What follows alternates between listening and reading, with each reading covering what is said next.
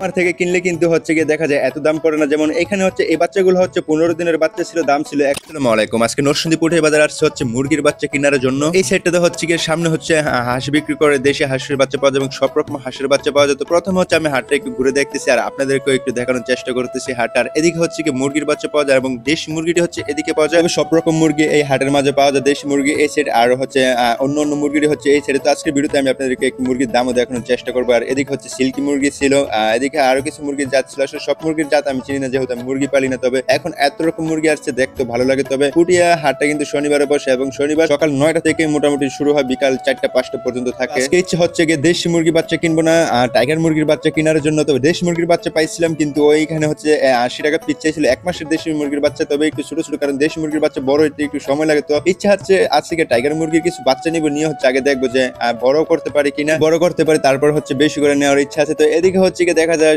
সব হচ্ছে সোনালী মুরগি এবং কক মুরগির সাইডটা হচ্ছে এদিকে। আর এই সামনে দেখেন এগুলো কিন্তু সোনালী মুরগি, এবং অতি ফার্স্টে কিন্তু আমরা এইদিকেই সোনালী মুরগিগুলো এইটি চিনতাম। কয়েক বছর আগে এগুলোই ছিল, কিন্তু এখন হচ্ছে দেখা যায় বিভিন্ন জাতের মুরগি, কত রকম নাম। আর এই মুরগিগুলো এত চঞ্চল দেশি মুরগির মতো। তবে এই মুরগি আমি পালছি, অনেক আগে পালছিলাম, দেশি মুরগির মতো পালছিলাম, সুন্দর। এখন হচ্ছে অনেক রকম জাত দেখা যায়। আর এদিকে হচ্ছে দেখা যায় বাচ্চা হচ্ছে, এগুলো হচ্ছে টাইগার মুরগির বাচ্চা। এবং এখানে কিন্তু অনেক কোয়েল পাখি ছিল এবং কোয়েল পাখি ডিমও ছিল। তো এদিকে হচ্ছে টাইগার মুরগির বাচ্চা আছে। তো এই বাচ্চাগুলো একটু ছোট লাগে। আর এদিকে আমি যে বাচ্চাটি প্রথমে দেখছিলাম, এই বাচ্চাটা একটু বড় লাগতেছিল, এই জন্য এখান থেকে বাচ্চা নিতেছি। তো এখানে হচ্ছে টাইগার মুরগির বাচ্চা হচ্ছে 110 টাকা পিস ছিল, আরেকটু একটু ছোট ছিল, ওইটা ছিল 100 টাকা পিস। আর সিল্কি মুরগির বাচ্চা ছিল, সিল্কি মুরগির বাচ্চা ছিল 500 টাকা পিস, এই জন্য সিল্কি মুরগি এখানে যায় নাই। আর সোনালী মুরগি যেগুলো ছিল ওইগুলোর দাম হচ্ছে 300 টাকা এবং 400 টাকা, এবং বাচ্চা পাওয়া যায় কিন্তু হচ্ছে 80 টাকা 90 টাকা। মানে এখানে অনেক রকম, এই পুঠিয়া হাটে হচ্ছে অনেক রকম বাচ্চা পাওয়া যায়, অনেক সাইজের বাচ্চা পাওয়া যায় এবং সব রকম মুরগির বাচ্চা পাওয়া যায়। দেশি মুরগির বাচ্চা পাওয়া যায়, সোনালী মুরগি পাওয়া যায়, সিল্কি মুরগি পাওয়া যায়, আরো অনেক রকম মুরগির বাচ্চা আছে এবং অনেক রকম সাইজের পাওয়া যায়। এই জন্য দামটা হচ্ছে মূলত সাইজের উপরে। এবং আমার থেকে কিনলে কিন্তু হচ্ছে গিয়ে দেখা যায় এত দাম পড়ে না। যেমন এখানে হচ্ছে এই বাচ্চাগুলো হচ্ছে 15 দিনের বাচ্চা ছিল, দাম ছিল 110 টাকা, কিন্তু খামার থেকে কিনলে দেখা যায় আরো কিছু কমে কিনা যেত। তো যাই হোক, এখানে